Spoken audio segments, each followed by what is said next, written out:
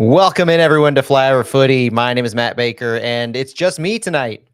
It's going to be a preview of the Colorado Rapids here in just a little bit. We're going to take a look at the U.S. Open Cup from last night as we're recording this on Thursday. We're just going to kind of talk through it because there's a lot.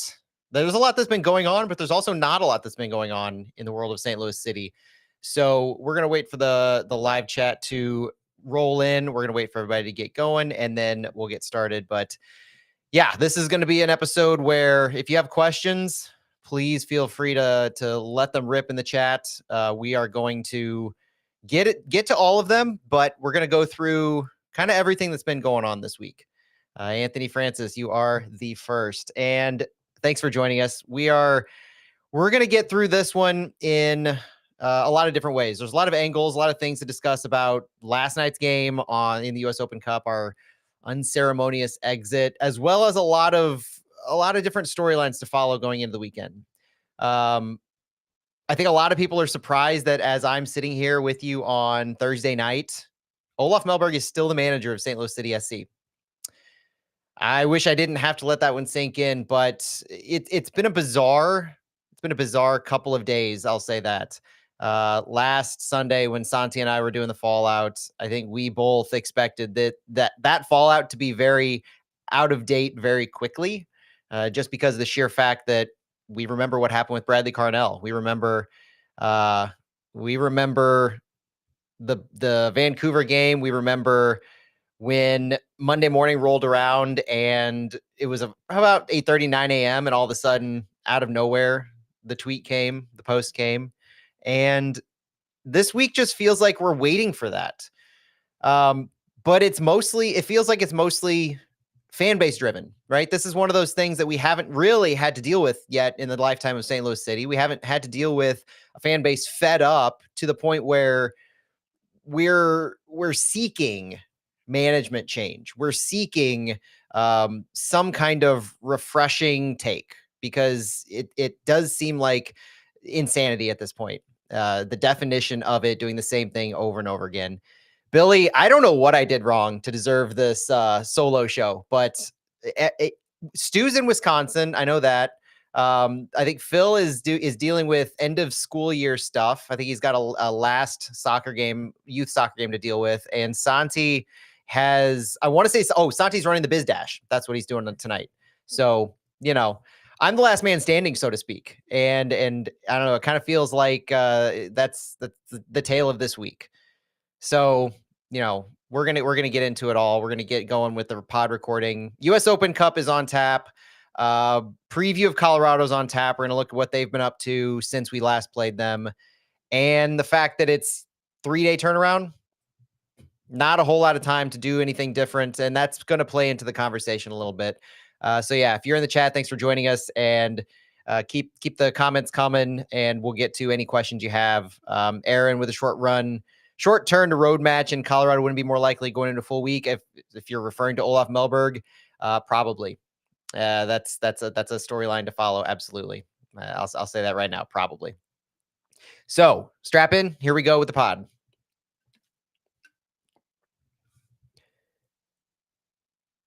Welcome in everyone to Flyover Footy on the Big 550 KTRS. My name is Matt Baker. Thank you so much for joining us on this edition of Flyover Footy. Pulling double duty again as we're looking at a match recap as well as a preview upcoming. We have a little bit to talk about, and I say that facetiously with the U.S. Open Cup loss 3-2 against Minnesota United, losing both back-to-back matches against them in MLS play in the U.S. Open Cup. And then we also have a preview of the Colorado Rapids to look at. We haven't played Colorado since the first match this season. We're going to look at what they've been up to, as well as how we look to match up against them, whether it's going to be different, what we have going into it. And they've been on full rest. We obviously have not been on full rest. So strap in because we have a full episode, and it's just me, Matt Baker, your host, on this episode of Flyover Footy. So let's dive right into it with the 3-2 loss in the U.S. Open Cup against Minnesota United. In front of a sparse crowd, to say the least, in Minnesota, in St. Paul, St. Louis fell 3-2, and it was as topsy-turvy of a match, as topsy-turvy of a night as you could possibly imagine. We had all of the highs, we had all the lows, and we went to bed pretty unhappy with this one. But it started with a starting 11 that showed a lot of promise. Roman Berkey was in net. Kyle Hebert, Josh Yaro, and Timo Baumgartel made up our back three. Giannis Horn back in that left wing back spot. Jake Girdwood Reich with his second straight start at central midfield, along with Chris Durkin making his return to the starting 11. Conrad Wallem was on the right side. Marcel Hartl, Klaus, and Teuchert, Cedric Teuchert, made up the attacking trio. It was a 3-4-2-1 of sorts, but you could also call it a back four for most of the match, based on how Timo Baumgartel was lining up, based on where Conrad Wallem was tucking in on that right side. But overall, you look at these players and you have to say it was a fairly strong lineup. My buddy Michael, Chat City Tactics, referred to it as an 8 out of 11 as far as our more ideal players. And I've got to agree with them, especially when you refer to players of health or players of quality. You look at the questionable selections, to me, were not as much in the starting 11. They were more on our bench. U.S. Open Cup only allows 7 total subs, 18-player match day roster. So with this one, I mentioned the starting 11. Our bench consisted of Ben Lunt, Joey Zielinski, Akil Watts, Celio Pompeu, Tomas Ostrak, Simon Betcher, and Jean de Silva. The problem, as you can kind of see with what that bench looked like, is that we really had no center back depth on the bench. We had a defender, possibly 2 defenders, depending on how you view Akil Watts. But that was the extent we used them. We just definitely had to stretch our center back depth. And Olaf had some comments post game regarding that. But before we get that far, we do have to note that it was good to see Giannis Horn. And as we record this on Thursday night, it was good while we had him, as Giannis Horn will talk about when he subbed out and the fact that he subbed out injured, not to spoil too much on that. But it was also good, as I mentioned, to see Jake Girdwood Reich with his second straight start, and he continues to receive high marks from the coaching staff. Olaf Melberg, back-to-back press conferences post-game of this one and pre-game to Colorado, had good remarks to say about Jake Girdwood Reich's performance at central midfield, so much so to say that that may have been a factor in the lack of seeing Girdwood Reich at center back, a position that he has played, that he could play well, and his performance at central midfield in lieu of the absences of Edu Leuven and Alfredo Morales. It seems like JGR is rounding into form to be a viable option in central midfield, something I think a lot of people have wanted to see for a long time, and at least wanted to see what he has to offer with an extended run. So back-to-back appearances against Minnesota, we just hope to see a little bit more of JGR, and based on the availability later on that we'll talk about, we're probably going to get our wish. Now, on the bench for this U.S. Open Cup, which the reason I'm harping a little bit on the U.S. Open Cup starting 11 in the bench is because it's likely what we're going to be taking into Colorado. So everything I'm saying here has a direct effect on what we expect to see against the Colorado Rapids. No Jay Reed, no Michael Wenzel on the bench. I asked Olaf about this on the Thursday press conference ahead of Colorado, in reference to what we saw, but also what we can expect to see this weekend. And he said, quote, "Those are the things we look at, as you can imagine. How can we get the most out of the players and play them in the right positions and choosing the right formation within that?" Yesterday, speaking about the Open Cup, we played a pure back four with some tweaks. We're thinking a lot about those things, obviously, and it's a puzzle. Looking back at the last game of last season, you play Minnesota with a back four of Tots, Henry, Joachim, and Giannis, meaning from right to left, Thomas Totland, Henry Kessler, Joachim Nilsson, Giannis Horn. Olaf said all of them were injured that first game, and Giannis came back and was injured at half, talking about this back-to-back Minnesota match. That says something about the changes we make, Olaf said. All of those guys have done really well at the back, speaking about the players who did play, playing all those games, all those minutes, and we'll need them for Saturday for sure. So not to give too much away about the expected starting 11 for Saturday, but you can already kind of see the writing on the wall. Now, the question to me is, why no Reed? Why no Wenzel? Those were the only 2 players that after the match in the U.S. Open Cup, Olaf didn't directly address regarding the center back position. He addressed Henry Kessler, Joachim Nilsson with their injuries that they're carrying, but no Reed or Wenzel. So what I ended up drawing out of Olaf Melberg is that Jay Reed, he referred to the amount of time that he had missed, the amount of time he had been out. It seems like it might be a form issue, at least in the interpretation of the coaching staff. And so Olaf Melberg even said as much as Jay Reed may be expected to see minutes with City 2 this weekend. They're still evaluating that. City 2 plays on Friday against Portland Timbers 2. So whether or not we see Jay Reed on Friday will probably inform whether he'll be on the bench for Saturday's matchup in Colorado, whether he travels with the group or whether he stays in St. Louis to play for City 2. Michael Wenzel is a little bit more of an enigma, a mystery of sorts, because we haven't seen him show up on the injury report, which is a story in and of itself. But Olaf still keeps referring to almost a stop-start situation, multiple injuries, not getting fully healthy. And it's frustrating as a fan, I'll say it first and foremost, that you hear this kind of thing. You hear from Jay Reed, a player who's not in form or he's not an option for selection because he hasn't seen time. That I wouldn't expect to see on an availability report. But if Michael Wenzel is not available in MLS play or otherwise because of some nagging injury, some physical ailment that's causing him to not be a candidate for selection in a crippled center back depth room, that should be a little more transparent. And I will continue to harp on MLS and St. Louis City for being a little bit more transparent in the injuries and the availabilities because that's something the league does really poorly. It's something the league is not transparent about. They're very vague with the injuries that they require their teams to put out. And even with these press conferences that we have with Olaf Melberg, he's very borderline cryptic about the severity and the extent and the details of the injuries that the players are going through. Even when asked about specific players, we'll see how they go. We hope to have them available. He trained, he was running by himself, so he may be a candidate for the weekend. Very vague, and it ends up more often than not in the 2025 season being the negative side of it. So that's all I have to say about the starting 11, the bench, the diatribes. In the match itself, it was a fairly frustrating first half. It was a first half where St. Louis City had 0 shots on target. That was the prevailing stat of the game. The 10-minute goal by Kelvin Yeboah, you can attribute this goal to a few different things in the run of play. And if you're watching the live stream, I'm going to do my best to pull this goal up. But I have one takeaway from this goal, and it is something that you could probably retroactively draw takeaways too from previous games, but also you can see it happen later on in the game. And it's the zonal marking of St. Louis City. Roman Burke, this is a term that we haven't used a whole lot because it just hasn't been in the zeitgeist of conversation. But Roman Burke specifically post game of this Open Cup match talked to us about how City zonal marks. And when they're in defense, whether it's rest defense, in transition, they have zones that their defenders are responsible for. They do not man mark. That's just a fact of what St. Louis City does. It's something that we would probably like to see them do, but it's not something that their tactics are calling for right now and haven't for a period of time. I don't really think this is an Olaf Melberg specific thing, but I know for a fact, based on Roman Burke's comment, that this team zonal marks, and you could probably get an indication from Josh Yaro in his defending on that first goal, what that ends up looking like. So the first goal from that City allowed, Josh Yaro kind of gets stepped in front of, but it was a cross in from Minnesota's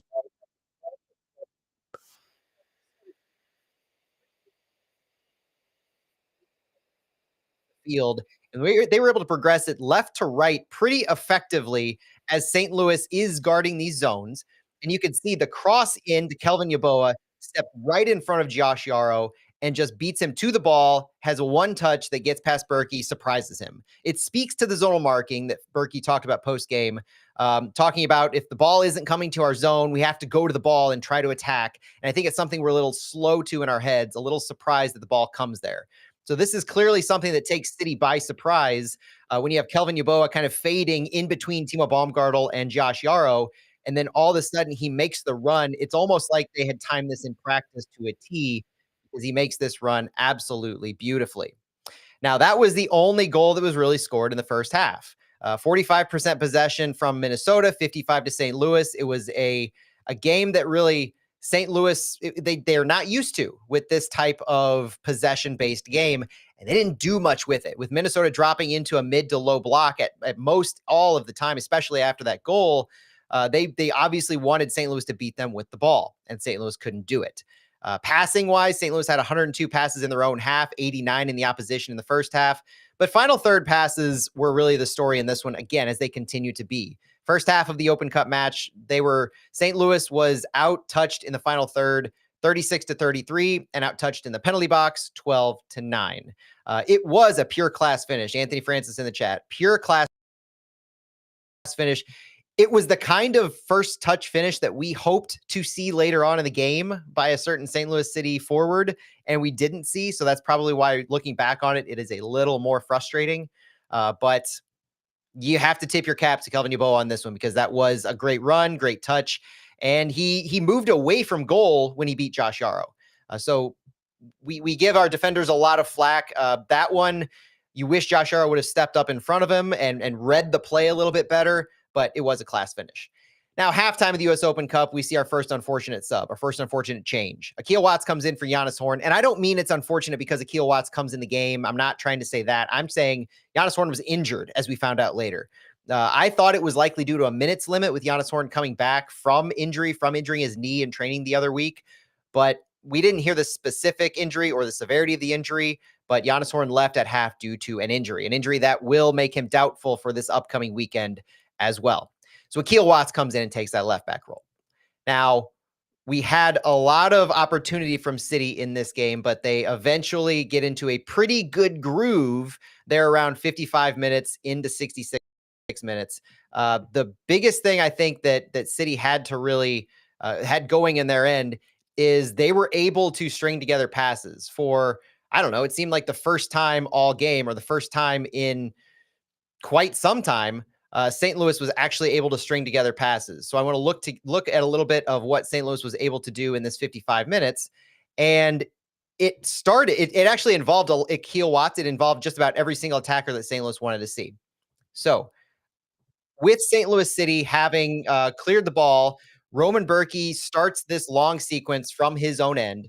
He clears it up into the attacking third. City does a pretty good job of playing numbers into space on the right-hand side, crosses over into the box that are cleared away, but then it's Akil Watts that is able to wrangle this one. Akil Watts keeps the ball into the final third, gets it back to Cedric Toyshirt, and Toyshirt with one of the more beautiful crosses rather into the box.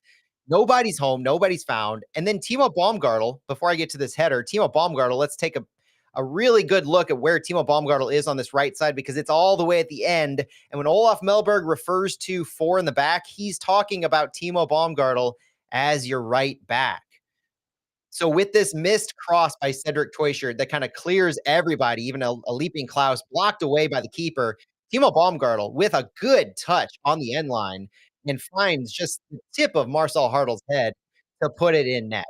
This is a City team that showed fight into the first half, and they showed determination in wanting the goal, constantly threatening, constantly putting bodies in the final third, keeping the ball in there. Even if it wasn't a series of pretty passes, the fact that St. Louis was willing and able to keep the ball successfully in the final third, Akil Watts' touch on the left side, notable just because it was accurate. Like these aren't players that are just sending the ball into the box. They're trying to actually set something up for a meaningful cross. And that was one of the more impactful things that I can remember seeing because we hadn't been used to seeing it recently for City. The second half was clearly a spark. Olaf Melberg talked post game about making tactical changes at halftime, and whatever change they made, whether it was going to that more legit four in the back or whatever they talked about in the locker room, clearly worked because 55 minutes, this goal happened.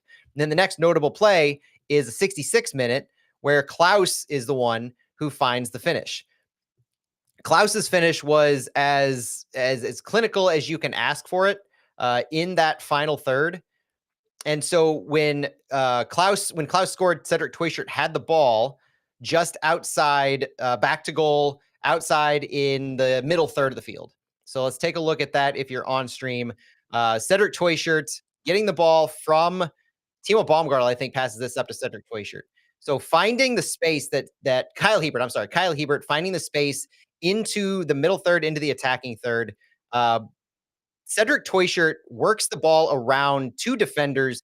And the best thing I think in this build-up goal from Cedric Toyshirt, and what I want to see replicated more by St. Louis City players, not just the attackers, but really anybody, is have faith, have confidence in what you're able to do with the ball, because working the ball around two defenders like that when you get the ball back to goal is not something we've been seeing at all. And it's been frustrating as all get up so far this season. The fact that when a central midfielder, when a forward, if their back is to goal, they're going to pass the ball back. They don't trust themselves enough. They don't have some players might not have the quality, but they don't make this move. They don't turn with the ball. And so Cedric Toyshirt getting the space, and willing to take the space behind him, knowing that he has the skill to beat the defender who tries to take the ball from him. And from there, he's just trusting himself. He gets the ball out to Marcel Hartle on the left wing, and Hartle, with his cross, with his quality cross to the back post, finds Klaus for the finish. Uh, Dribbling around two players, getting it to Marcel Hartle. Marcel Hartle clearing space, 1v1 on the left wing, and then that back post pass where Klaus couldn't find the cross from Seti earlier in the game. This was the perfect time where Klaus matched up on that back post. Now, what I'm excited about in this is not just Cedric Teuchert, not just how he was able to beat the defenders. This was St. Louis City individually, a player doing something to make things happen. You had Kyle Hiebert playing the ball up to Seti. You had him playing back a little bit, but this was really quality individual work from that type of player that we really want to see. Cedric Teuchert, Marcel Hartle, Klaus. Those are the three players that we expect to be doing this more often. This was everything we wanted to see, and then it all kind of fell apart. So you're listening to Flyover Footy on the Big 550 KTRS. We're going to wind down this conversation for the U.S. Open Cup in unceremonious fashion as we look to why we actually lost and were dumped out of the Cup. 67 minutes, Tomas Ostrak and Joey Zielinski enter the game for JGR and Conrad Wallem. And then 78 minutes, Jean De Silva and Simon Betcher enter for Durkin and Klaus. Now, I made a lot on social media, and I'm going to get to some of these stats about the trends that have been occurring when Simon Betcher comes in for Joao Klaus in these past games, and how Klaus hasn't gone a full 90 since the Vancouver game almost 2 months ago. Notable that the coaching staff continues to take Klaus out later in the games, but Klaus, to his credit, has never asked to come out. Said he's never asked to come out, but they've clearly seen some things. Now, this game did have an easy explanation on why. I asked Klaus about this on Thursday, asking if he's taken an injury into any of these games, asking if he's I've asked prior, has he asked to come out of the game? On Thursday at the press conference, he did say that he told the staff at halftime that he was feeling things in his calf, tightening up, and wasn't an injury. He referred to it as just tightness in his calf. So I'm sure with the staff knowing this at halftime, they were monitoring Klaus closely. I don't know what they saw. I don't know when they saw, but 78 minutes, Klaus comes out for Betcher. And it's just a few minutes later that St. Louis could have put the ball away. They really had one of the more perfect chances to finish this game, being up 2-1 in the 84th minute.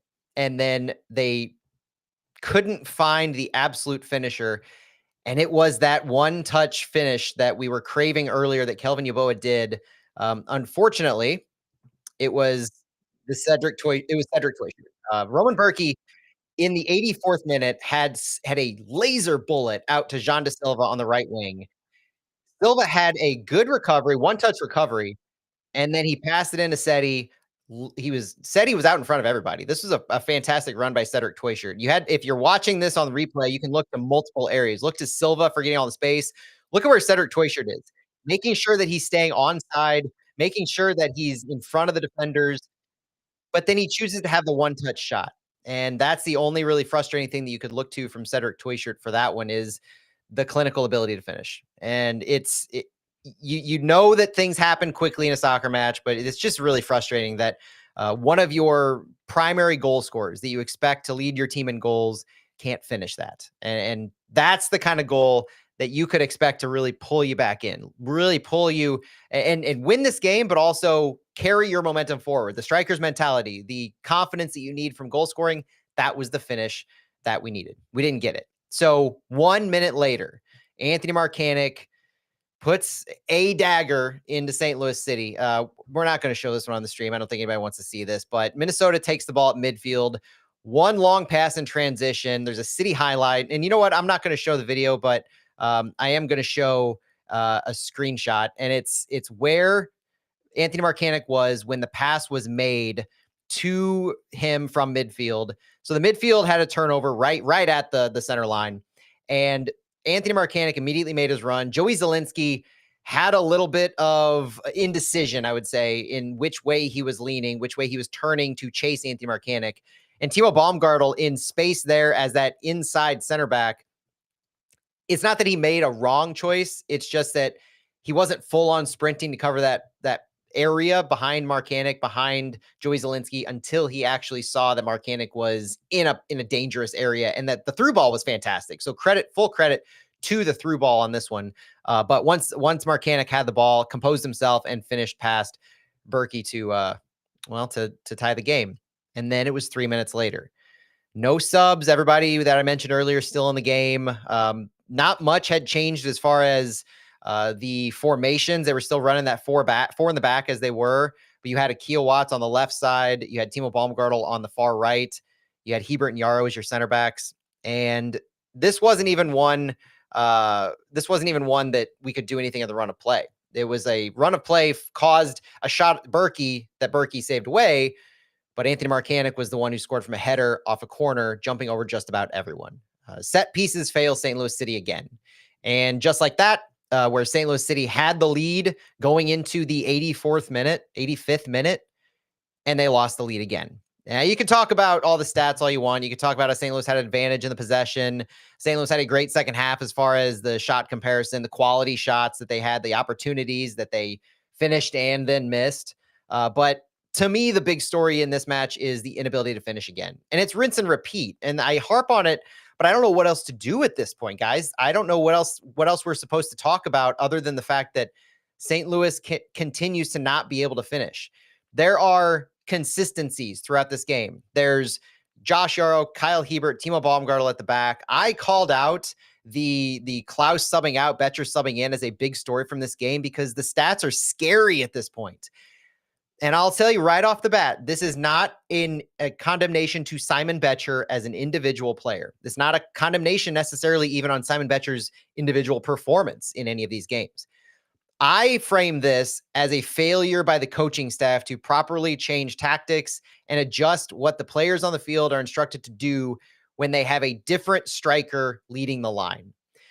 Before I get to the stats, how many times can we remember earlier in the season when we were trying to figure out who was playing forward for St. Louis, whether it was Betcher, Teuscher, Klaus, or two of the three as a combination?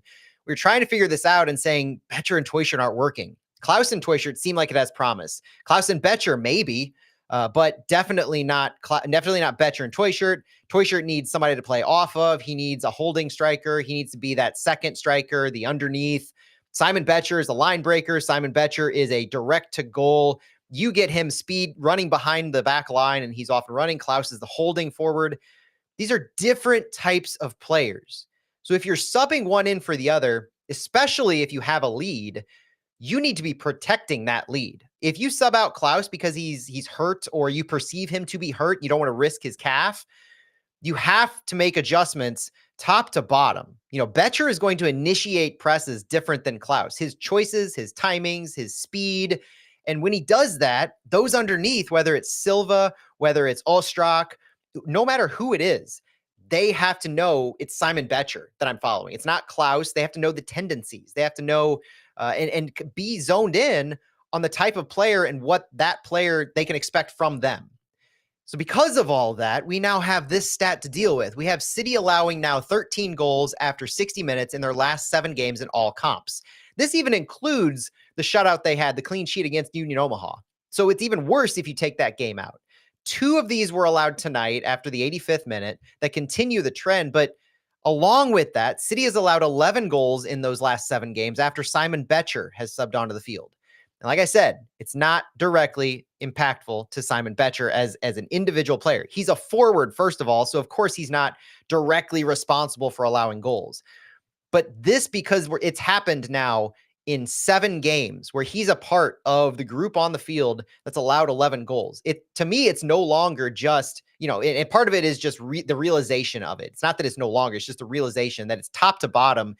And this is why I put it not just on the individual players and the quality, though that is a conversation, especially on the back line. I also now draw the ire more directly, especially because of our run of play in the past dozen games, to the coach, to the assistant coaches, and to the tactics that are being employed. 5 of the last 7 games, Betcher has subbed in for Klaus, and versus Minnesota United last week, Klaus came in at 83. Klaus hasn't gone more than 80 minutes since that April 19th game against Vancouver. And while the focus is on our back line, this inability to close out games has to include the conversation of Simon Betcher being in the game for Klaus. And I don't know any other way to say it, but City's coaching staff's lack of tactical adjustments in utilizing Betcher in a different capacity than Klaus, and top to bottom, what that means. You could say Betcher has nothing to do with this, but the facts remain we have been unable to not only hold a lead, but unable to prevent an onslaught of goals after 60 minutes when Simon Betcher is in the game after Klaus subs out. The correlation is there, if not the causation. So there's plenty of other stories here, but that is a focus. What are we doing, Aaron? Alexa, what are we doing here? This is the Taylor Twellman thing. This is how do you continue to do this? And this is a problem that I have with the coaching staff and why I'm further and further into a change is needed. If not Olaf now, somebody on his staff, whoever's making these calls, they got to go. This is not okay to continue to be doing this and to have the same result over and over and over. I asked the question in the press conference last week, if Olaf's not going, are you making any changes on your coaching staff? He seemed a little shocked that I would ask that, but somebody has to be held accountable for these problems. Somebody has to be held accountable for the fact that we're continuing to do the same things over and over again. Even if you say we have the same lineup, we're crippled with who we sub in and sub out. If that's your go-to crutch, okay, you're up 2-1 in the 85th minute. Why aren't you parking the bus explicitly? Like, why aren't you just sending the ball along, making Minnesota possess, and then putting 10 players in the box? Block every single alley. Do whatever you have to do. This is an emergency situation now for St. Louis to win this game. It's absolutely unacceptable to be up 2-1 in a U.S. Open Cup match, a knockout game, and to concede 2 goals after the 84th, 85th minute. I don't care if you're home or away. Inexcusable. So I talked about the center back story. Olaf saying we have no healthy center backs except for that group plus JGR. I mentioned Reed and Wenzel. Mentioned the set piece defense. I've talked way too long about the U.S. Open Cup, so I'm going to move on. We'll get to some comments in the wind down. But we got to preview Colorado before we get too out of hand here. Now, a lot of the things I did mention about this match, especially the starting lineup, you have to remember that. You really have to remember that because it's coming into Colorado. You are listening to Flyover Footy on the Big 550 KTRS. Thank you so much for joining us. My name is Matt Baker, and now we preview the Colorado Rapids. Colorado isn't in the greatest of form, but they are 7th in the West. 5-4 record on 19 points with 16 goals scored, 20 goals against, and a -4 goal differential. They are 3-2 at home, which they will be on Saturday. They lost this last week after a 3-match win streak, or 3-match losing streak, rather. They had a 1-0 win at home against RSL, a 2-0 loss at San Diego, 2-0 loss at home against San Jose. They were on a 3-match losing streak and a 5-match winless streak, but it was snapped last week with a win at home against RSL in the Rocky Mountain Cup.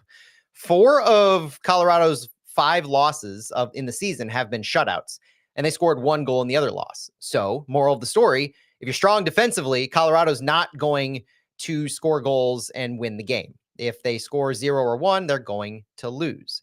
They haven't scored more than 1 goal in a match since April 19th at Houston in a 2-2 draw. So this team started off fairly good with a goal-scoring pedigree. They have goal scorers similar to what St. Louis theoretically thinks they have in goal scorers, but they haven't been able to perform lately. Now, Colorado does have a couple notable injuries. Zach Steffen has missed time with an oblique injury. Their goalkeeper, U.S. men's national team, just received a call up for the camp in June, likely going to the Gold Cup with the national team. But he missed last week. But he said, to be fair, if it was a playoff game, he probably would have forced his way in. Zach Steffen is likely to play, in my opinion. I think we're going to see him in net. And that's obviously a problem for St. Louis, that high-quality goalkeeper. But the one name to watch out for is probably going to be Rafael Navarro. He was out with an ankle injury, and he could miss this next match. We haven't seen a firm return to play plan for him yet. And if he's missing, that is a key, crucial forward piece because he's second in goal scoring for Colorado. This is an attacking piece that is highly impactful for Colorado in their finishing and how they initiate their press. Ali Fadal with a knee injury is the only other injury notable that Colorado had last week, and I haven't seen any new injuries this week, but Fadal hasn't appeared in any Rapids match, so it's basically Steffen and Navarro to watch. Now, I mentioned Zach Steffen as a quality goalkeeper. They've had a struggle to score lately. I've mentioned that's kind of the big story for Colorado is their inability to score outside of just a couple goal scorers who I'll mention in just a little bit. Now, on the St. Louis side, we flip back to MLS play. So it's time to refocus. It's time to put the Open Cup behind us, as much as that absolutely hurts to have to do. But we put that behind us and we realize that in MLS play, we have a 10-match winless streak. 11 of the last 12 in all comps are winless. And the last three, we've talked about this: Minnesota, the draw against KC, the loss against San Diego, win against Omaha. This is old news at this point. We haven't won a league match since Seattle on March 15th. 7 losses, 3 draws in that time. 7 matches this year in total have been scoreless. Last 5 matches, I mentioned the Betcher info. The last 5 matches, MLS matches rather, City has allowed 9 goals after the 60-minute mark. So it's a pervasive issue. I mean, this is a part of the culture of St. Louis, is allowing goals after 60 minutes. This has become part of St. Louis's identity under Olaf Melberg. And whether you cite injuries or lack of quality players, the fact that nothing else has even been tried is a crime against the fan base in and of itself. I don't care if you think Kyle Hiebert and Josh Yarrow are your 2 best center backs in a given situation. If they go 4 games or 5 games with allowing 9 goals after the 60-minute mark, you got to try something different. Even if you think they're the best ones you got to try something different. We talked about the Klaus Betcher timing issues regarding that correlation in the late game.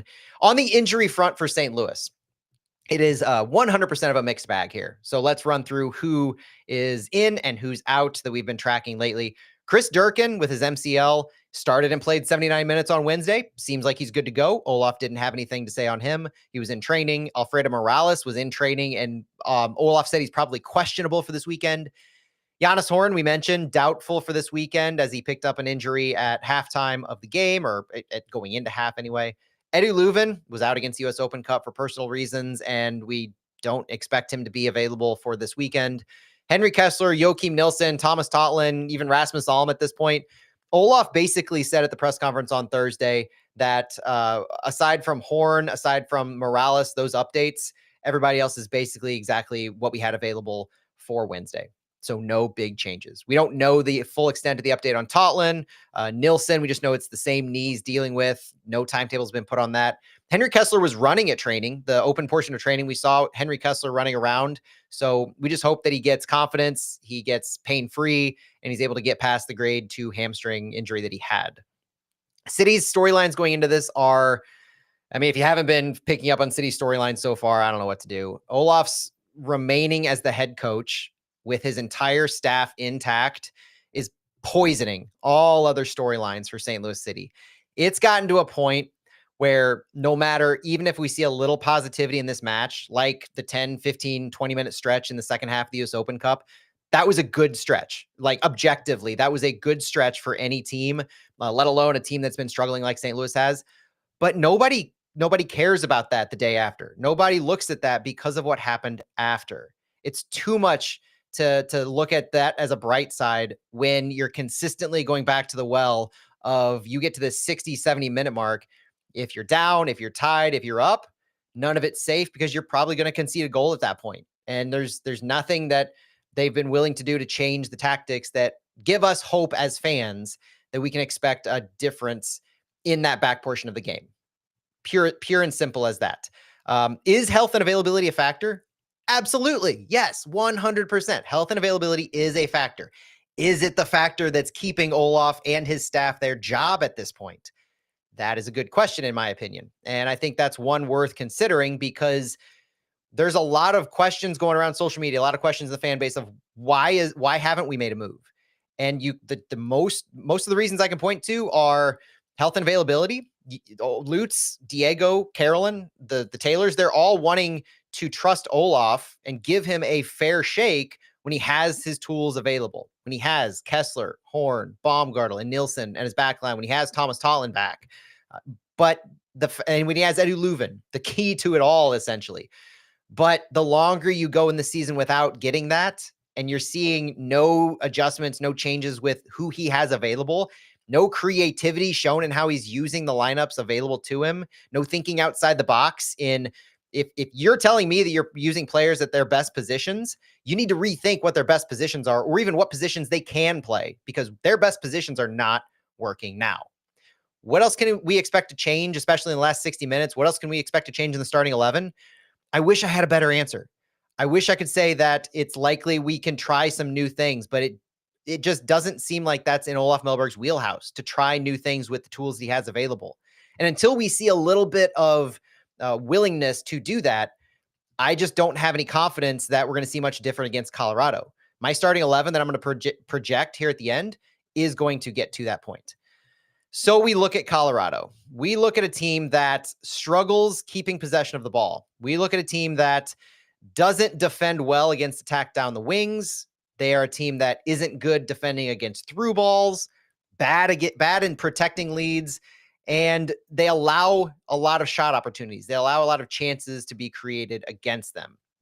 This is a team that plays in control of the game in the opposition half, not just on the ball, but they're a good pressing team. This is a Colorado team that will try to disrupt our back line. So we are going to be under pressure in this game. Our central midfielders, our back line, we're going to have to be creative. We're going to have to be quick with our passes because Colorado likes to press. This Chris Armas team in his second year as head coach, he's shown the exact same thing throughout his tenure. He is willing to press. He is willing to give the opponent the ball, and he's willing to play on the counter, his bread and butters. Colorado's the third least team in the league in possession, and they play similar to a Minnesota, but they're more aggressive in their press than Minnesota. They like to play the long balls. They like to attempt through balls. They like to attempt crosses, not unlike what you see from City, where they're not willing to get creative in the amount of touches in the final third, but rather they get the ball into the wings, they send crosses in, they play more direct to goal, and they definitely look to create those numbers advantages when they're on the counter. Now, the big points for Colorado to keep in mind are if Rafael Navarro can't go, who he's their second leading goal scorer, then they're more likely to run somewhat of a 4-2-3-1. If Navarro goes, it could be more of a 4-4-2, 4-2-2-2, with a couple players like Darren Yapi and Rafael Navarro as their strikers. They had ran a three-man midfield of Cole Bassett, Ollie Laras, and Josh Atencio, newly signed Josh Atencio this year from Seattle. They ran a three-man midfield earlier this year, but since March, they've preferred the more vertical approach, which is going to be an interesting matchup because St. Louis has shown a propensity lately to stack their midfield with numbers, putting Conrad Wallem, JGR, and Chris Dirk in more of the midfield in this last game. Olaf has shown and said that he really wants to create a numbers advantage in the midfield, doesn't want to be weak in the midfield. So that's something that I look for St. Louis to try and tackle in this vertical game. Maybe they might have success because where Colorado's trying to stretch the field, they're not going to have numbers in the midfield. They're just going to make things difficult and aggressive for St. Louis. Now, the last few games for Colorado, they've been up and down all over the place. Various levels of success. After this formation adjustment in March, from a three-man midfield to more of a vertical approach, they've had matches in a row of goals scored 2-0, 3-2, 1-1-0, 0-1. So they've kind of fallen off a little bit, but it's up and down of these wins and losses. And then they had that streak of 1-1-0-0-1 or 1-1-0-0 where they couldn't pull out a result. And then they obviously won last week, 1-0. They're only goal scorers in the past 5 games. So not that you don't have to worry about other players, but Georgi Mihailovic, y'all remember Georgi Mihailovic, U.S. men's national team, played for CF Montreal, has found a lot of success with Colorado, as well as Darren Yapi. Darren Yapi's come on pretty strong, but Georgi Mihailovic has 8 goals in all competitions this season, including 2 in Champions Cup before we played them earlier this season. And Georgi Mihailovic is someone we're all familiar with, I think. He provides service on set pieces. He scores penalties. He involves his teammates. He's a quintessential number 10, playing underneath a Navarro, underneath a Yapi, and he's good in the press too. He's honestly, he's firing on all cylinders. Darren Yapi has 2 goals, but he's found himself a home as the preferred number 9, especially with Rafael Navarro out. Stylistically, I mentioned they're third to last in average possession. So Olaf Melberg said it was similar to Minnesota. He expects them to show somewhat similar to them. Low possession, hitting on the counter, City having more possession. That's typical for them. So 10 of 14 matches for Colorado have had less than 50% possession. There's no reason to expect they would want to control the ball. They want to give St. Louis the ball and see what we can do with it against their high press. Colorado has taken some of the stats for them. They've taken the 6th fewest amount of shots in the league, and is 3rd worst in shots on target percentage. So the volume isn't there. The quality typically isn't there, but their finishing is still better than St. Louis. 5 total goals more than St. Louis. But on goals per shot, they're averaging about a third more than St. Louis. Neither team's good. Like, they're not close to good, but Colorado is notably better than St. Louis in that aspect. So on the St. Louis side, that's what Colorado is in a nutshell. On the St. Louis side, you guys have seen every St. Louis game. You know what they have to offer. We've talked about it in the Open Cup. Don't expect to see too much different because it's 3 days after. They don't have time to adjust a whole lot of tactics, even while watching video. They just need to get their bodies back and ready to go for this matchup. The last 30 minutes of the games continue to haunt them. If there's one bright side you can look at, it's that in MLS play, at least, the non-penalty expected goal difference between St. Louis and Colorado isn't that far off. So earlier this season where we had the draw, we actually outshot them as far as expected goals, 2 expected goals to 0.2 for Colorado. They had 0 shots on target, 2 total shots. This was, if you remember back at the very beginning of the season, the strong defensive performance, the offensive output against Colorado that did everything right except finish, except to actually score a goal. That's kind of been the story for St. Louis, and St. Louis is still doing pretty well in comparison to Colorado in this non-penalty expected goals. So the run of play goals, the non-penalty shots. This reflects the quality of shots that each team has gotten, and based on the positioning of the shot on the field, St. Louis has 15.4 non-penalty expected goals to Colorado's 16.6. Just 1.2 goals separates these two teams in what they're expected to score based on the quality of their shots, but there's a 5-goal difference when it comes to Colorado. Now, there are some questions going into this match. Obviously, how will Olaf piece together this puzzle for Colorado? What positions is he prioritizing in doing so? Wing backs, center mids. I will say, in the press room earlier on Thursday, we had a conversation, Sports Hub, Matt Rocchio, Justin Horniker, Tom Timmer, myself, talking about what my thoughts were. I laid it out and what I thought a problem with the approach could be. Obviously, no insider information, but it could be the fact that the puzzle that Olaf's putting together, he's just prioritizing the wrong things at this point. So looking at, for instance, if you want to have a strong left side attack and Giannis Horn is out, your left wing back is going to be, like, let's say you start with Conrad Wallem. If you plug Conrad Wallem in there, you're limited elsewhere. And so then you're piecing together parts of the puzzle that lead you to a Josh Arrow, Kyle Hiebert, Timo Baumgartel as your only option. I think it's time to rethink the puzzle.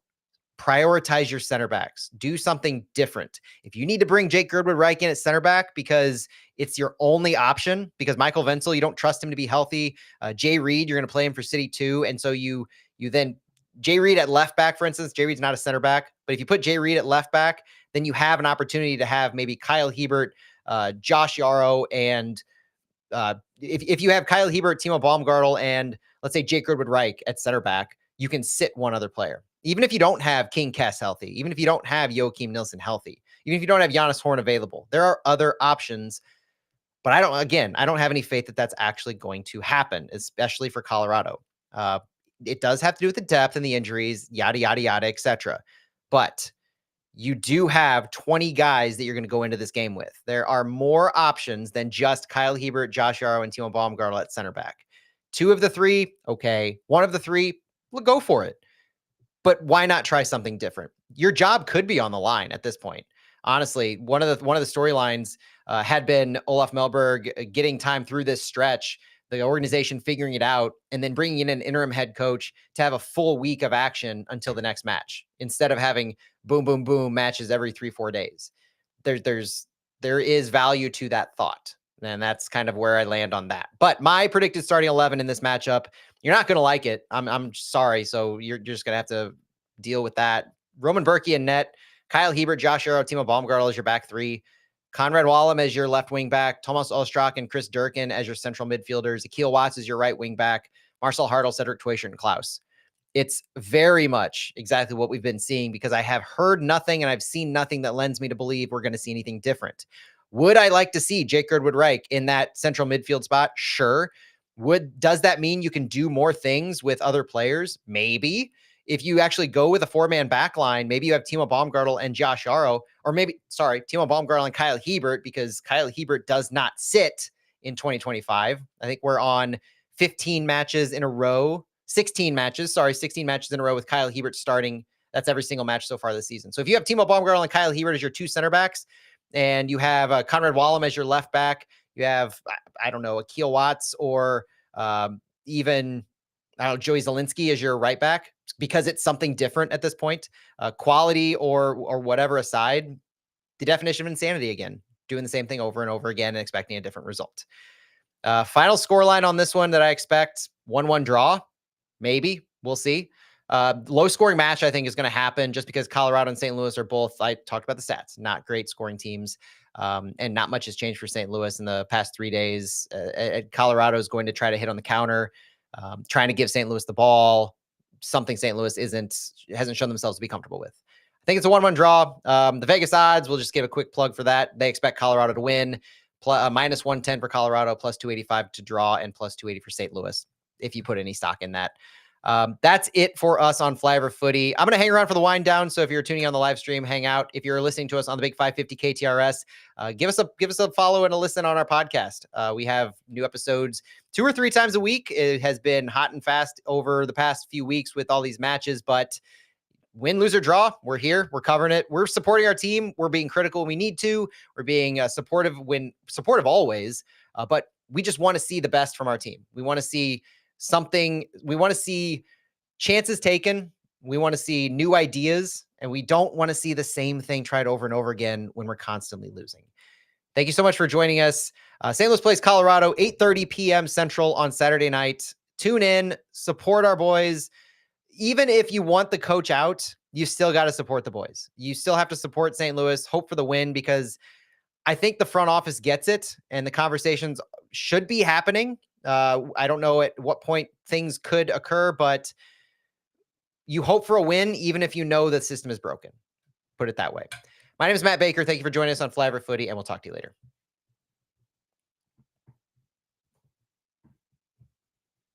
See, chat, I even told myself I'm going to struggle to get through 45 minutes on my own, and I still went long.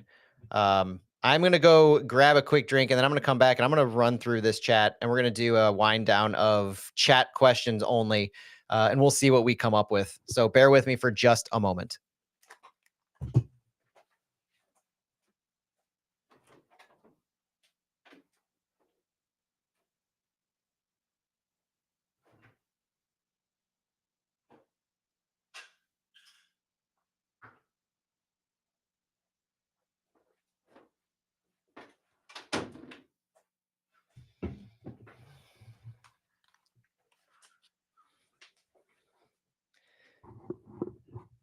All right. See, the fun thing about just me being here is you don't have to wait too long.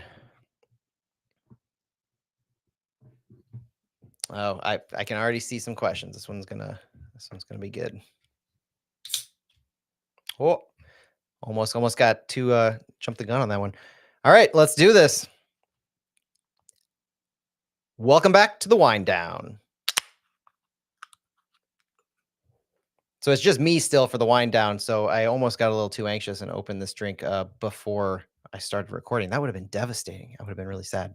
All right, we're going to spend this wind down getting into listener questions, looking at the chat, see what y'all have to say, any topics that you want.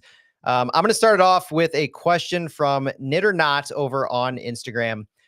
Kind of a question commentary. Perhaps they don't have a coaching contingency plan, or are they allowing time to build sufficient evidence as injured players trickle back into the lineup that current coaching is ineffective? Just for those two pieces, I think, no, they don't have a contingency plan right now.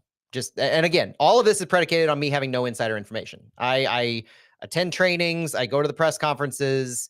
That's basically the extent of everything here that I know.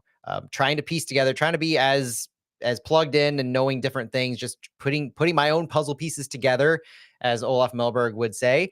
But Olaf Melberg is the coach that they found after 5 months. Olaf Melberg was the result of a long, well thought out in air quotes, coaching search. And he's the result they came to. So no, I don't think they have a contingency plan. I could probably go on. We've gone over how disappointed we were in this coaching search, having landed on Olaf Melberg, given the off the field seemingly differences in what Lutz has said at times, what Olaf has said at times, what the type of play that we're seeing on the field, which is just not attractive soccer in the slightest. So we're not even losing with style here. We're not even losing excitedly. We're just not playing a form of city soccer that we came to know the first 2 years. So with that long runway of a coaching search landing on Olaf, no, I don't think they have a contingency plan right now. And that could be what part of this is. They could be in conversations with coaches. They could be doing a emergency / desperation look to see who's going to be available at what time. I'm not saying they're going to actually pursue this because I can almost guarantee they won't. But let's say you have a Jim Curtin who doesn't have a job, and you are talking to him, or Giovanni Savarese, the former Timbers coach who's now an MLS season pass analyst. They don't have jobs, so maybe the conversations with a coach who doesn't have a job centers around, I would be willing to take over this team in the summer. And so you're stuck between, do you run Olaf out until the summer? Do you have an interim coach, whether it's Hackworth or not? We don't even know if he still wants the job or how those conversations are going to go. But there are a lot of considerations to what the contingency plan is, what the next steps are beyond this, beyond Olaf, and we've talked about the fact that this would be another immediate head coaching hire, but other teams have done that. I mean, the more you look around, not just expansion sides, but Charlotte FC is an example. I think they had 2 head coaches in 2 years, and they have a third, and he's highly successful right now. Charlotte is a perennial contender in every single match they're in. As much as I kind of hate to say that, it's true. And so I put less and less stock as the games go on to, you have to keep the coach because of the optics of what happens if it looks like you get rid of a coach. There are a finite amount of coaching spots available in MLS. There's a finite amount of coaching spots available in the world. It's not like you're going to have to be desperate to find a coach. The question to me really boils down to, if we gave this group 5 months to find Olaf Melberg, do we trust them to find a replacement in an emergency amount of time? And I hate to say that because I followed and I supported and I still support. And I really enjoyed a lot of the roster build. I enjoy a lot of the approaches. I've enjoyed the way we've played for so long that I just don't. Part of me is uncomfortable criticizing the front office to that extent. But I'm only able to judge you based on your body of work. And so far, the body of work tells me they are not good at evaluating coaching candidates. Are they allowing time to build sufficient evidence as injured players trickle back? That's part of the other thing is it's that, but it's also maybe they want to believe in Olaf. Maybe they do like some things that they see. They see enough positivity. They see enough potential that maybe they do buy into. If you get better quality players, if you do have a back line of Kess, Nilsson, and Baumgartel, or Kess, Horn, and Baumgartel, and Wallum and Totland, like, you could make this work. It's possible. And so it's possible that they are trying to buy him time, trying to give him time to get those players back, and really believing it could work. So it's both of those. It's allowing time to build sufficient evidence that it doesn't work if you get healthy players back and the things still fall apart, but also vice versa. I think that plays into it as well. Byron Tim, I am drinking tonight a Little Fritz from Urban Chestnut. It's one of my favorite go-tos for the little guys, the Schnickel Fritz lighter version. What contributes most to our failure this year? Coaching, roster construction, player performance. Personally, I think the roster and players are mid to low table, and the coaching is awful. Slippery Snake 321 really laying it out there. So it's everything to you. It's really the roster construction. It's the player performance because they're not capable of it. More so, it sounds like, than the coach. And that's valid, except for we haven't seen. This is where the injuries come in to me. If you're going to judge the roster construction, then what caveats are you really giving to the injuries we've had? Because as much as I've talked earlier about needing to see something different with the players we have available, because what is happening is not working. You can't continue to say our only best available line is Hebert, Yarrow, and Baumgartel, and we have to continue to do that over and over and over, when their performance is saying the exact opposite. At least try something different. It has to be tried. Now, with that whole line of thinking, you're missing at least 50% of your best players, if not more, on a game-to-game basis. So if you're talking roster construction as the problem, which players are you talking are low to mid-table? And do you really think Thomas Totland is a low to mid-table right back? Do you really think that Marcel Hartl is a low to mid-table center attacking central midfielder? Cedric Teuscher, I tend to throw Klaus in there because I think the fan base is starting to turn back into understanding the value of Klaus holistically, both as a finisher in the box, like we saw with the header, but also his hold up play, his defensive work. So I tend to throw Klaus in there, at least as a TAM level player. Can we get that? Can we agree with that? That Klaus as a TAM level player, if we pick up his option this year, turns into a TAM player next year, that would be more amenable than Klaus as a DP. Can we maybe agree on that? Because I do think that to that point, because I think roster construction is an unfair assessment with what's going on right now. Because I fundamentally disagree with the fact that our best players are low to mid table. When you're talking MLS, like, let's be fair, we're talking MLS comparisons here. We're not talking Bundesliga. We're not talking Premier League, Serie A, Liga. We're talking MLS. I think these players are mid to at least mid to above average if we had our best 11 on the field. And that does include Giannis Horn, Thomas Totland, Timo Baumgartel, Henry Kessler, just say Giannis Horn, Joachim Nilsson, all those players, including Edu Leuven, either Chris Durkin or Thomas Totland, depending, Klaus, Teuscher, Hartl, all those players. We had those. I think that is a good to above average MLS team, at least.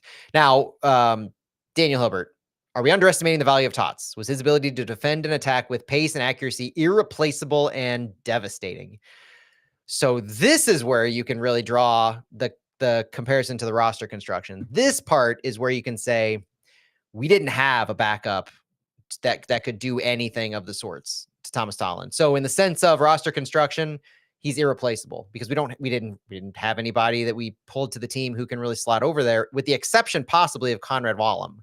Now, Conrad Wallem obviously can play both sides. So you get into why isn't Conrad Wallem being prioritized as a right wing back when you have somebody now like a Jay Reid that you can put over in that left wing back spot, and you can at least try him out. The fact that so not to get off on the Thomas Totland set, but Conrad Wallem could be that replaceable piece to Thomas Totland. And in that regard, no, Thomas Totland is I don't think anybody's underestimated the value because of what we've seen without him. I don't think anybody's underestimating it. Maybe when he was playing, we didn't appreciate it as much, and we maybe underestimated it when he was playing and undervalued him. But now I don't think anybody is. The problem is the continued roster selection that I mentioned earlier. And I will continue to harp on this because I'm starting to want to vocalize more and more the differing opinions of trying players at different positions, but also being I'm very frustrated, and I'm not understanding how you're getting some of these guys back at City 2 or otherwise, and then you don't immediately slot them in to give them chances on the first team if the first team is struggling so badly. And Jay Reid is the perfect example to me, where he saw a good run out for City 2 a couple weeks ago.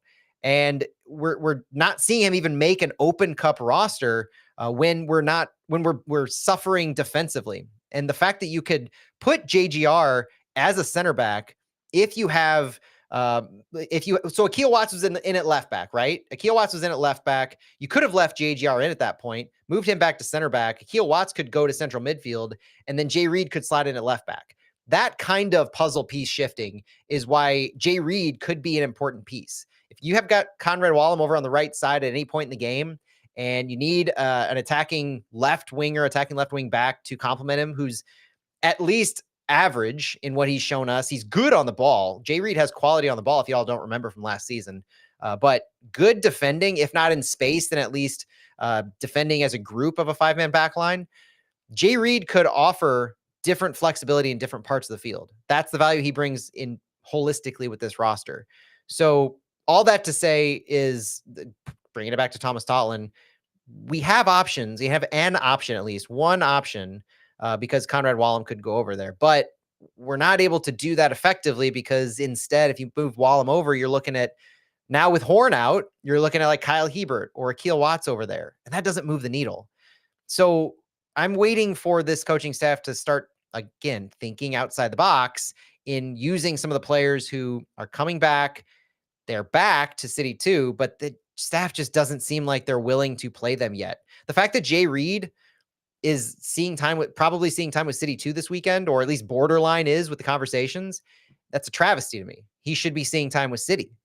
Unless something I don't know. The staff just clearly doesn't rate him at this point, his fitness or otherwise, to see him see minutes to an otherwise boring St. Louis City backline. Could Carnell's firing, this one from Duck, could Carnell's firing differ from why we are keeping Mellberg is because Carnell lost the locker room? Well, Carnell's firing differed in a lot of ways. I think it was as the first manager, they didn't have a precedent to set, and their goal was immediately, we are seeing the playoffs slip away. We're making a move. I think they thought in a lot of ways that this would be well received in the fan base, and I think it probably was at the time, revisionist history aside. But I think that was viewed as a Kickstarter thing. And Chris Durkin probably had the best quote that I continue to bring up, where he said last year that the locker room was fractured. Now, the question is, was the locker room fractured because of Bradley Carnell? Though I don't know that I made that correlation directly last year. I think it was obvious, and you could draw the dotted lines easily with Carnell and Sam Adeniran and the issues that they had. But Sam Adeniran also had some other issues that I think permeated throughout the locker room. It's no joke, or not joke. It's no coincidence, I think, that both Sam and AZ Jackson left at similar times last year, or at least left in the same summer timeframe. So it was kind of, we cleaned house at that point. I don't see anything like that, player coach butting of heads necessarily occurring right now. I thought we were going to, because of Olaf Mellberg's quality comments earlier in the season. I still think that he might have lost the locker room. But in that sense, wouldn't it be similar situations if Olaf has lost the locker room because of all his quality comments, and the players have less of an energy or willingness to fight for him at times because they've heard that he doesn't think they're quality? If they haven't moved past that, if they haven't mended those fences and fixed those issues, because Olaf hasn't said any of that in a while, maybe they've moved on. Maybe they've mended those fences and everything is a little more kumbaya in the locker room. But in that sense, things I would think would be pretty similar. So because Olaf's still here, I kind of discount that fact. There's got to be something else going on that the club is giving him extra time for, and it doesn't have to do with player relations, and it doesn't have to do necessarily with wins and losses. Because if it had to do with wins and losses, Olaf Mellberg has dropped below where Bradley Carnell is. In that regard, I believe I agree with Ben Hockman with his column in the Post-Dispatch. Aaron, what do you see in training? Is there energy and chemistry? What are we even doing to improve? Energy is a funny word. How do you describe energy? Is it players that are being vocal? Is it players being loud? Is it players that are being physical? Is it players that are running as much as possible, scoring goals?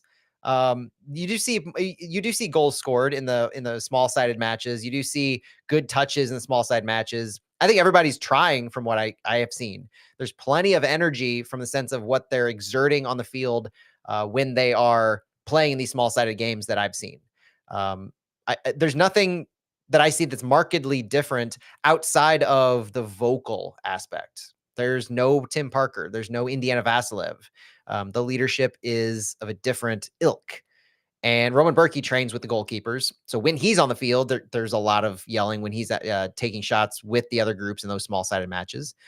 But I would say the vocal aspect is the biggest thing that I think this team may benefit from getting more of, from having somebody verbally hold them accountable, fire them up a little bit more. That's the one thing that I don't see, player or coach. A lot of yelling, like that kind of thing.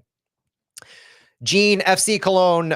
Cologne fired their coach with 3 games left in the season, and they ended up first in Bundesliga 2. We got a decent roster, but we need a new coach. New coach bumps are real everywhere across the world. New coach bumps are real, and there's the definition of insanity goes back to this point, I think, in a lot of ways. Let's see. What else do we have? We'll probably wrap it up here in a minute, but right now we've got Anthony Francis. Do we need to rebuild the spine? Ooh, Nilsson availability has been limited. Not sure if Klaus is DP in the league and using those U22 spots. I think this conversation is probably going to be discussed really heavily in the offseason when we have our expiring contracts. We talked a few weeks ago about the number of contracts of the team, and it's a significant amount. I don't have the number in front of me, but I want to say a third to a half of the players have contracts that are expiring in 2025. Most of them have options. I think Berkey and Lunt might be two of the only ones that don't, outside of Similar Pedro. But there's going to be a big conversation of how you can construct this roster, which actually this question kind of goes to another reason that maybe things are being slow rolled with Olaf is I'm not saying you're sacrificing this season at all, but you do have to have a long-term plan when you make moves like this. And so is your long-term plan to hire a head coach or even a different sporting director that would be able to reshape this roster quickly with all the expiring contracts? It's not something that I think about a whole lot now, but it's something in the back of my mind that Lutz's contract expires, his new contract at the end of 2026. So if you make a move to have a different sporting director, if Diego hires a different sporting director at the end of this season, for instance, it's a possibility that sporting director could use the winter transfer window to reshape this team. That's kind of a dangerous and kind of scary thought process because we've historically, at least under Lutz, haven't made many quality moves in the winter transfer window. It's not impossible. So it would be a holistically different approach if we did do that. But when you talk about rebuilding the spine, there will be options to do this at the end of the season. Chris Durkin's U22 contract is up most notably. And that's a name that I don't know what we'll do with because his new contract will come with a hefty hit to the salary compared to what it's hitting now at 200,000. That would be part of a spine rebuild. JGR, you might look for him to take a step up in his development, and he's one of the U22s. But I do look, whether it's in the summer or next winter, to use the most of our roster construction model. And I say it that way because I'm not convinced that we stay in the U22 model. We may go back to the DP model this summer if we sign another DP. You can change every transfer window, really, so you can change during the summer window. But you know, we will still, I think, have one U22 slot no matter what that we can sign, and I do hope we sign that. I would prefer to sign that for an attacker. Maybe a right winger that you can convert to a right wing back. Who knows? But yeah. Dustin Zerbriggen, Reed did sub in against KC, but he was absent against Minnesota both times. And that's kind of where my point is. It's like, why, if he's fit, why isn't he continuing to get minutes like this as opposed to Henry Kessler, where my initial reaction for Henry Kessler was, all right, he's coming back from a hamstring injury. He subbed in for 10 minutes. He's not going to appear every 4 games. But then when he didn't appear midweek, that was the big red flag for that. Reed, I kind of thought the same thing, where he's not coming back from a muscle injury. He's coming back from foot surgery. He broke a bone. And so it's just his fitness. So get him some more minutes here and there. If he's on the bench against Minnesota in any of those matches, he's a viable sub and gives us a good change pace. What was up with Klaus and Carnell? This was after Philadelphia. There's a lot of rumors, I'll say that went on with things that Bradley Carnell might have said, but this actually goes probably to the locker room issue with Bradley Carnell that I haven't seen as much with Olaf Melberg. It's not very often you see a former player and a former manager get into it on opposite sides of the field. That probably puts more of a bookend on the conversation of did Carnell actually have issues with the locker room? I think some players liked him, like Indiana Vassilev. Some players didn't like him.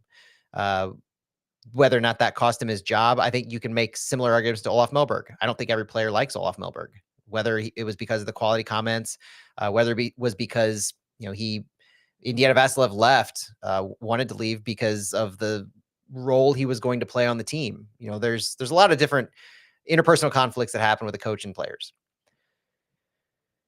Why is the speed in training being lost on match day?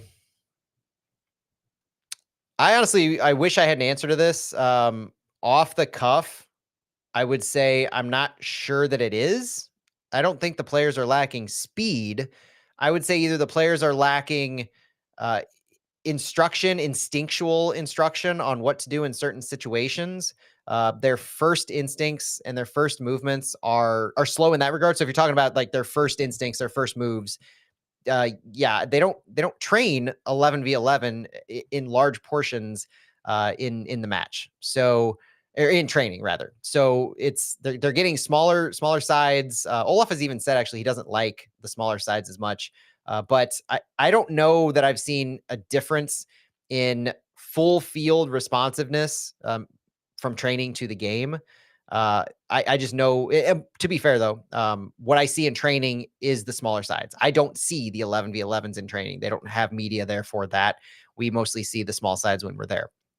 But it does seem like the speed issue during games is more a reaction initially, your immediate response to where the ball's played, who is in your zone that you're covering. Think of Zelensky's response to Anthony Markanek in the second Minnesota goal the other night. My buddy Jason Goodbody, speaking of leadership, I'm not seeing a strong central center back taking control of this defense, holding players accountable. I mean, your central center back right now is Josh Yarrow. Strong in the sense of a strong vocal leader who's holding players accountable, or strong in the sense of an actual strong player? Because, you've probably seen the videos on MLS Season Pass, on City's YouTube. Josh Yarrow is one of those players who speaks up regularly in the locker room. He is one of the vocal leaders. He rallies the troops. Players respect him. And so he is a leader at that central center back as far as being a team leader. But if you're talking about taking control of defense and leading by example in a lot of ways, I think we've seen some of the performance speak for itself a little bit. I think that one's going to wrap it up. Thank you for joining us on Flyover Footy. Thanks for listening to the Q&As. Hopefully that gives a little bit of, additional clarity and just kind of good to chat about City as we try to get past the US Open Cup. By all likelihood, let's be honest, folks, it looks like we're going to be in the US Open Cup next season, unless we have a massive turnaround. So, we'll get our chances next year, it seems. And at this point, all we can do is look forward to Colorado. Next game, next opponent up. And like I said, continue supporting, because we're just left with as many questions as y'all are, both in the media. Podcasts are. I know every single other podcast in St. Louis is left with the same questions, the same frustration, the same yelling, the same needing to see more. And you're seeing more and more get into Olaf out camp. I don't really like I don't like using terms like Olaf out or anything like that. I just want accountability. So I will end with the fact that I want to see change, and it can take many different forms. I want to see change, whether it is the different players in different positions on the field. It could be a different center back. It could be sitting Josh Yarrow. It could be sitting Kyle Hebert, as hard as that might seem like we can fathom. It could be playing Thomas Ostrak higher up the field. It could be bringing Marcel Harl deeper. It could be any number of options. It could be putting Jay Reed in. It could be pulling up a City 2 player for a short-term loan to get a start at a center back spot. Gabriel McKenna or somebody like that. It could be signing Tyson Pierce to a random short-term loan and get him in as a potential right wing back. You might not think he's ready, but I'll tell you right now, it doesn't seem like the back line that we have right now is ready in any given match. So change can happen on the player front, and that is the quickest possible thing that we could see. And if that doesn't happen, I want to see some kind of accountability, some kind of change happening on the staff. And by that, I mean Olaf, or I would be comfortable knowing that change happens at any of the things that have been failing us so far this year. Tactics, sub choices. So any of the assistants are suspect to me. I would like to see changes on the physio staff at this point, based on all of our performances this year. I just need something. Somebody needs to be held accountable, and there needs to be a reason given from Lutz or from Olaf or from Diego for the changes made, because there are plenty of things that you can justify, plenty of things that you could point to for any of those types of changes. The physio staff, the assistant coaches, the head coach, who is going to be held accountable first? And is it going to be straight to the head coach? And so Vali's going to go with Olaf if he does, or are you going to make some more targeted changes that say, we still believe in Olaf, we just don't believe in these calls that are being made by this assistant, or we do find fault in the way that players are able to recover from their injuries. The stops and starts to their injuries are too much. We need to see a change in this department. Something needs to happen. We cannot continue on this trajectory of no changes and just hoping things somehow get better, because that is also a disservice to the players. If you're not supporting the players as an organization, showing them that you take their concerns seriously and you want to support them in some kind of change that will help facilitate a better play for them, then I don't know what you're doing. So probably went a little long on that closing diatribe, but that's my truth. So enjoy the Colorado game. I'll be there rooting alongside all of you all. So thank you for listening to Flyover Footy, and we'll talk to you later. It will get better one day. It's depressing at this moment, but it'll get better. I mean, I didn't want this to be part of the podcast, but it will get better. Changes will come because I'm fully bought in to Carolyn and the Taylors knowing the value of a winning soccer team to this region, to this city. The reason I think that they have all these signs and that they're able to buy into it's more than soccer is because they believe they've put together a winning soccer team, a good soccer team. They have much more success in using St. Louis City SC as a branding tool to the world and to the new spirit of St. Louis. If St. Louis City SC is quality and actually means something, if the crest that is on everybody's jersey is a winning crest. And so the questions they're going to answer and that they are trying to figure out is, how do they accomplish that? They're not sitting on their hands. They're not comfortable and complacent with losing. That's not what this is. So the question is, how quickly can this turn around? Are the right people in the right spots to make the decisions that will be the most impactful? And really, how long are we going to have to wait? Because it will get better. I can